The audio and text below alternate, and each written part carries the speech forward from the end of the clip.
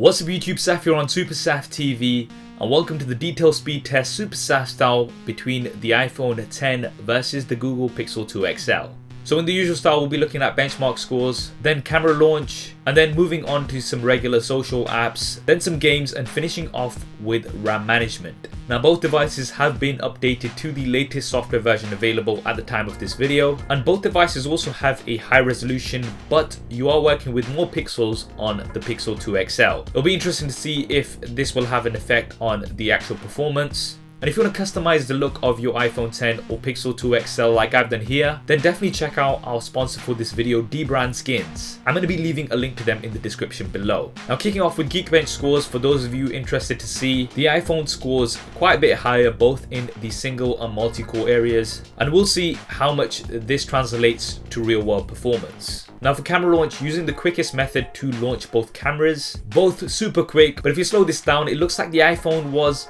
ever so slightly quicker compared to the Pixel. Now moving on to the app test, you can see that we've got no other apps open in the background on either devices. We're starting off with Twitter, which did load up faster on the Pixel 2 XL. Going into my notifications, pretty much neck and neck. Moving on to Instagram. That was very close, maybe a tad quicker on the Pixel, and opening up my profile was quick on the iPhone. Opening up an image was slightly quick on the Pixel, but we did have an animation on the iPhone. Moving on to the Pages Manager, that was slightly quicker on the iPhone. And now YouTube. Quicker on the Pixel. Playing a video, also quick on the Pixel. So very close so far. Let's move on to the games. Now you can notice this timer here at the bottom, and that's going to tell us exactly how long each of these take to load up these games. We're starting off with Angry Birds 2, which does load up faster on the iPhone and comes in about a second later on the Pixel. Moving on to Mario Run.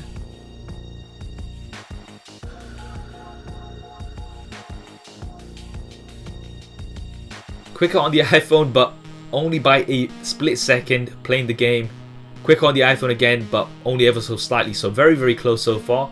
Moving on to Sonic Dash.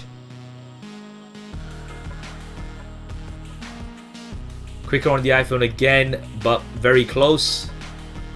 Playing the game again, quicker on the iPhone, but very close. Moving on to Temple Run 2.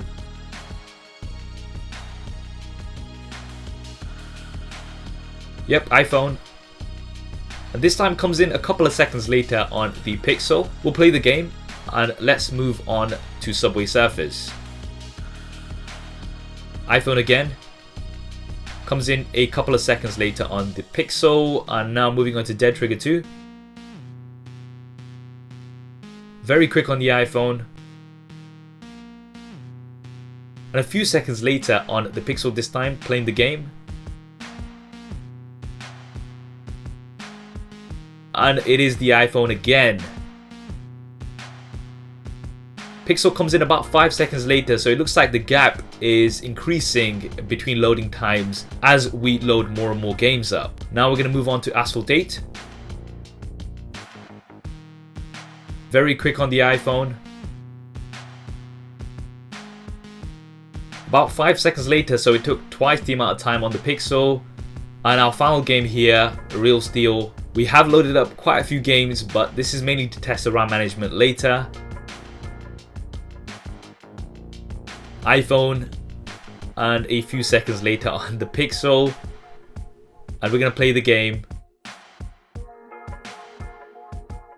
And yet again, it is the iPhone. So for all of the games, the iPhone was quicker. Now we're going to test that RAM management, so we're going to go on to Asphalt 8. That's still in the same place on both devices. Dead Trigger 2. Still open on both. Subway Surfers. Yep, still the same on both. Temple Run 2. Okay, Temple Run 2 does have to reload on the Pixel. It is still open on the iPhone, and we can resume it there as well. Now we're going to play the game here on the Pixel just to make things fair. And now we're going to move on to Sonic Dash. Aha, it does need to reload completely on both devices. Now Mario Run also has to reload completely on both devices.